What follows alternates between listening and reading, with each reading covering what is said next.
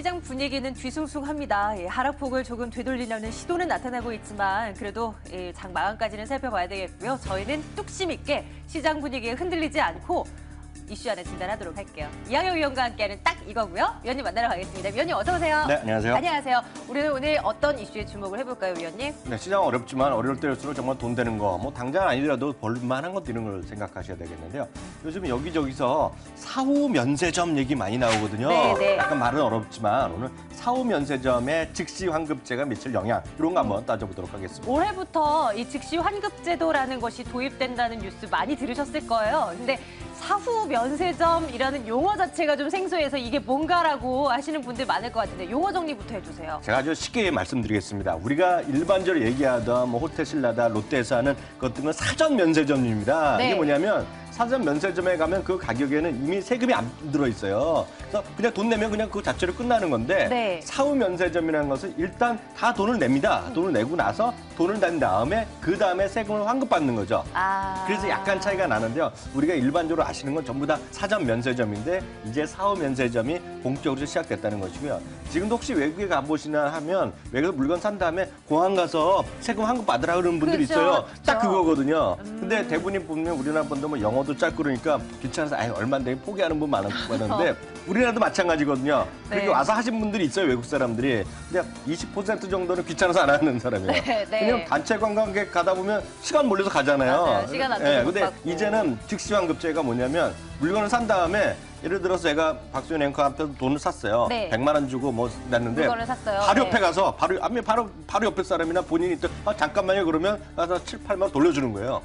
그게 즉시 환급제라는 겁니다. 그냥. 네. 해외에서는 이렇게 말씀해 주셨던 그런 제도가 이미 도입된 나라도 제법 많은 것 같아요. 그럼요. 네. 근데 이제 올해부터 우리나라의 제도는 어떻게 바뀐다는 것인지 이것도 체크해 볼 필요 있습니다. 위원님 정리해 주세요. 네, 기존에는 말씀드렸다시피 외국인이 사후 면세점을 이용할 때 보면 공항이나 이런 데 가서 따로 부스 가서 해야 되는 돈도 거죠? 줄 때 바로 주는 것도 있지만 대부분 외국 같은 경우는 60일 안에 보내줄게요 이런 얘기 하거든요. 맞아요. 네. 그래서 뭐 받을 때 잘못하면 이게 뭐 나중에 안 오니 뭐 이런 얘기도 했었고요. 영어도 짧으니까 해결도 안 되거든요. 그런 게 있는데요. 올해부터는 네. 현장에서 바로 환급한다는 얘기가 되겠고요.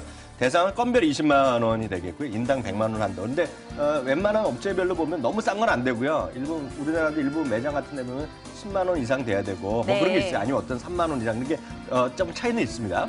면세 범위는 관세는 여기에 해당이 안 돼요. 그래서 부가가치세나 개별 소비세가 5에서 20% 부가가치세를 돌려준다. 이렇게 이해하시면 되겠죠. 네, 좋습니다. 그 해외 사례 앞서서 말씀을 드렸는데 이걸 좀 구체적으로 살펴봤으면 좋겠어요. 이런 제도를 도입한 나라들이 굉장히 많을 거잖아요. 뭐 네. 대표적으로 어떤 쪽 살펴볼 수 있을까요? 네, 일본이 아마 대표적인데요. 혹시 일본 여행 가신 분들 제가 사진도 준비했는데 그 사진이 안 나오는 것 같은데요. 일본 같은 경우가 2014년 10월에 사후 면세점을 본격적으로 해갔고요. 네. 한 2년 만에 지금 면세점 점포수가 3배가 늘어났어요. 그래서 일본에 가시면 무슨 그런 데 있죠. 예를 들어 전자제품 많이 파는 뭐 아키하바라 뭐 그런 데 가보시고 또 긴장을 이런 거 많이 있잖아요. 거기서 보면 바로 그냥 돈을 돌려주고요. 그랬었던 것 같아요. 웬만한 네. 백화점도 뭐 일본에 뭐 있거든요. 바로 그냥 그래서 3층에 사더라도 돈 어떻게 받냐 그러면 1층에 서비스 데스크 가시면 맞아요. 돌려준다. 딱 그거거든요. 네네네. 그게 바로 사후 면세점인데 어찌됐건 그런 거 나오면서 1년 반 만에 면세점 매출이 전체적으로 180% 정도 늘어났거든요. 그러니까 그런 것이 대표적으로 성공한 사례가 바로 일본이다라고 이해하시면 됩니다. 맞아요. 저도 지난 여름에 한번 일본에 갔다가 그냥 인테리어 소품 파는 곳이었어요. 한 네. 곳에 계산하고 요 옆에 카운터 가면은 환급 받을 수 있어요. 그렇습니다. 가서 예. 금방 정말 편리하게 세금을 환급 받았던 경험이 있는데요. 네. 그러면 우리나라로 이제 다시 돌아와서요. 기존의 면세점에는 어떤 영향을 주게 될까요? 뭐 대표적으로 백화점 면세점들 다 대부분 많잖아요. 네, 맞습니다. 그 사전 면세점, 그러니까 우리가 생각하는 롯데라든가 이런데 기존의 면세점은 그냥 약간의 구별을 해봐야 되겠는데요. 네네. 그때 잘 생각해 보실 게 있어요. 기존의 면세점은요 관세부터 안 냅니다. 그렇기 때문에 국내 상품은 별로 해당이 없고 외국 상품을 혹시 사시려 그러면 관세가 빠지기 때문에 사전 면세점이 유리한 게 있겠고요. 여기는 호텔 신라나 이런 데 사는 것들은 국내 외국 사람들뿐만 아니라 국내도 나가서 갖고 오면 되잖아요. 네. 외국인도 하는데요. 사후 면세점 일단 외국인만 됩니다. 외국인만 되고요. 거기는 관세는 해당이 없기 때문에 외국 거를 혹시 살려 그러면 사전 면세점도 싸죠. 아하. 예. 네. 근데 대부분은 그런데 특이한 것은 사후면세점은 대부분이 관세 해당이 없기 때문에 수많은 상품들이 할 수 있기 때문에 국산품 이런 것들에 대한 매출이 활로가 늘어나는 경향이 있죠. 그렇기 때문에 크게 봐서는 주력 상품이 약간 다른 경우가 있죠. 네, 아까 봐서 인테리어 이런 거 사셨다 그러면 일본 제품일 가능성이 크거든요. 그럼 관세가 해당이 없잖아요. 그 때문에 주력 상품이 다르기 때문에 직접적 경쟁 관계는 없다라고들 얘기를 하는 것이 일반적인 상황인데요. 내심 보면 기분 안 좋죠. 왜냐하면 나 혼자 와야 되는데 이게 사후면세점으로 큰 빌딩 세워갖고 그런 것도 일본에 많이 있거든요. 그러니까 지금 누구는 애써서 지금 호텔신라 이런 건 다 읽어놨는데 맞는데 그래서 특정 지역에 홍대 앞에 사후면세점 한 5층짜리 들어선다고 보세요. 그러면 약간 기분 나쁘는 건 있겠죠. 그럼 백화점 얘기 조금 더 해주세요. 네. 혹시 그 얘기요. 아까 홍대에 큰 거 빌딩 하나 세울 수 있다고 말씀 방금 주셨잖아요. 그래서 생각나는 건데 그러면 아무나 다 할 수 있는 거예요? 그러니까 여기서 문제인데요. 아까 호텔신라 롯데 작년에 롯데일보 뺏기고 이런 거에 있어서는 관세청에서 하고 있는데요. 지금 이번에 사후면세점의 즉시영업제는 신청만 하면 되는 거 알려주고 있어요. 그러니까 아무나 제가 한다고 해서 안 되겠지만 신고만 하면 영업이 가능하기 때문에요.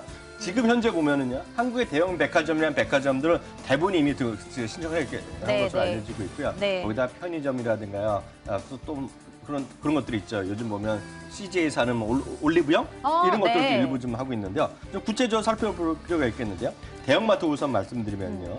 모든 점포를 이미 사후면세점을 할 것으로 이미 진행 중으로 알려지고 있고요. 이마트라든가요, 홈플러스 같은 경우는 상반기 중에 직접 매장에서 돈 받을 수 있는, 돈 돌려줄 수 있는. 왜냐면 이게 전산적으로 세무적으로 처리를 해야 될 게 있잖아요. 그런 것들이 걸리는데 걔네들 그 친구들도 하겠다고 얘기하고 있고요. 편의점 같은 경우에는 GS에서 하는 거 있죠. GS 25인가 이런 거 있지 않습니까? 네, 편의점. 그거는 9,000개를 웃도는 전체 점포를 대상으로 사후면세점 등록 점포를 상반기에 마무리한다는 얘기하고 있고요. CU 있죠. CU로 이런 것도 지금 일부 점포 위주로 하겠다는 얘기하고 있고요. 세븐일레븐도 이미 벌써 한 70개 정도 이미 등록을 한 모양이에요. 그래서 이게 잘 되면은 모든 우리나라 편의점, 대형마트, 백화점까지 해서 전부 사후면세점이 되는 거죠. 편의점에서부터 대형마트는 물론이고요. 뭔가 이제 지각 변동이 일고 있습니다. 유통업계에 뭔가 변화가 감지되고 있고요. 외국인 관광객들 우리나라로 놀러 와서 이제 뭘 쓰고 환급받기 이제 보다 쉬워지는 그런 루트가 마련이 되는 거예요. 백화점 얘기 조금 더 해주세요.